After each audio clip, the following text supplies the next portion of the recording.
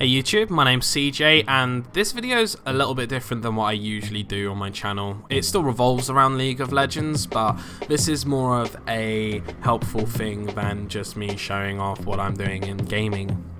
Now, over the past couple of weeks, I've had a couple of my friends actually express interest in playing League of Legends and maybe, joining me and stuff like that. But the difference is, obviously, between me and them, I've got like 4 years worth of experience over them.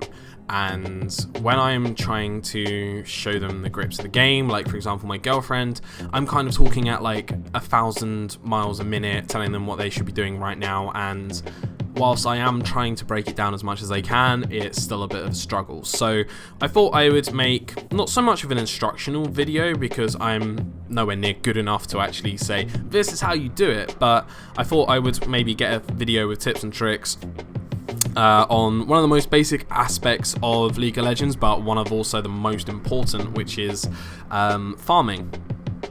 Last hitting minions and making sure that you're maximizing the amount of gold that you can get to really carry a game. With that being said, let's dive right in. Now, for the purposes of this video, I'm going to be using the character I'm most comfortable with, and that's Jinx. Jinx is an AD carry, or marksman as Riot likes to call them now, and their purpose is to accumulate as much gold as possible by either killing minions, turrets, or champions or objectives, and by using that gold into items and items into power to basically take over the team fights that usually happen later on in the game and eventually win the match for you. Jinx is the character I'm most comfortable with because I've been playing with her for about 2 years now, almost religiously. There have been places where I've played others, but she's a relatively easy character to play, and because of one of the abilities that she has on her Q, her attack speed gets higher the more she uses her minigun form, so it's actually quite ideal for practicing last hitting minions. Obviously you don't use the Q as a crutch, you have to learn obviously other champions who have different mechanics completely, but this is the one that I'm most comfortable with. I was going to talk about runes and masteries, but I'm kind of thinking I might save that for another video. It's very in-depth and it just augments the way that you can play your characters. There are the most optimal ways to do them. Not everyone follows them, but for the sake of this video, I've just taken what I usually take into ranked matches with me. So it's all about the attack speed, armor, damage, and then with the masteries, it's just about maximizing your ADC's output. So last hitting is exactly what it says it is. You are the last person to hit either a minion or an objective or a champion to kill them, and you get rewarded with gold for doing so. Now, the value of minions do vary from various stages in the game, but the average gold that you get from killing a standard minion is about 23 gold. You will notice that every third wave or so, you're going to come across a larger minion that's in amongst the 6 that spawn every wave.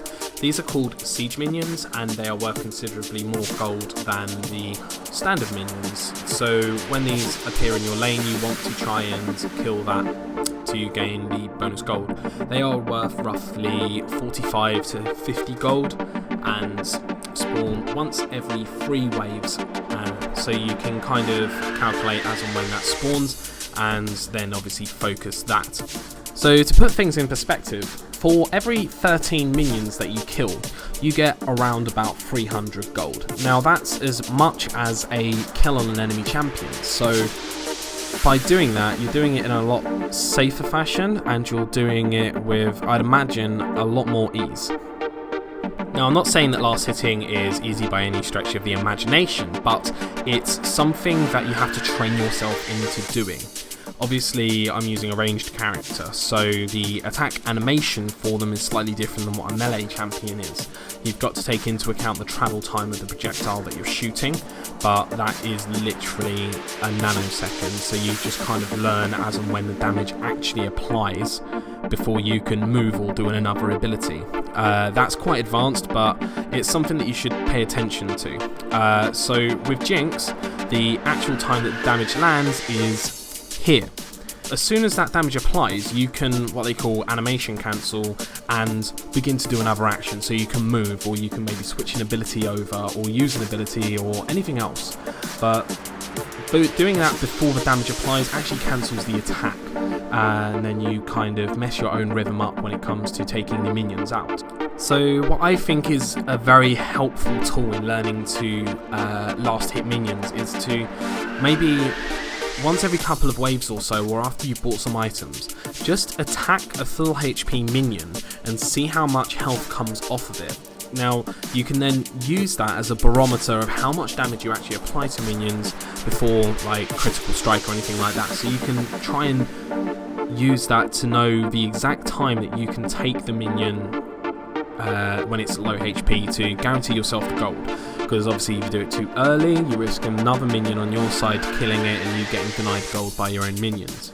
Obviously, in a real match of League of Legends, you're going to have enemy laners, and their role, just the same as your role, is to deny them as much gold as possible and make sure that they're as weak as possible going throughout the game. So, you know, that can be in the form of just constantly skirmishing, and if you have like a HP lead and you force them underneath their own turret, you're going to basically guarantee yourself that you're going to get as much gold as possible, and you know, it can convert to kills, it can convert into you pushing onto the tower and eventually taking that objective for your team. Towers do considerably more damage than you do, especially in the early game. Now, if you're going to be shoved onto your turret, the turret will automatically focus the minions, or if a champion attacks you under it, they'll focus the champion, at which point you just need to try and jump in with the damage as well and guarantee a kill.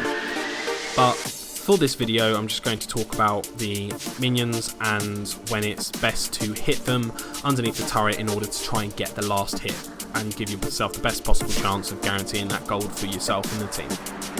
So what I try and focus on when under a turret is counting the shots that the tower does before I can guarantee gold.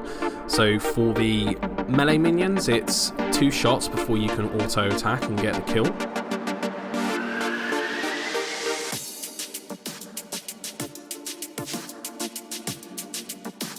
With the ranged minions, it's slightly different. You need to try and auto-attack them once, let the tower do a big shot, and then auto-attack them again.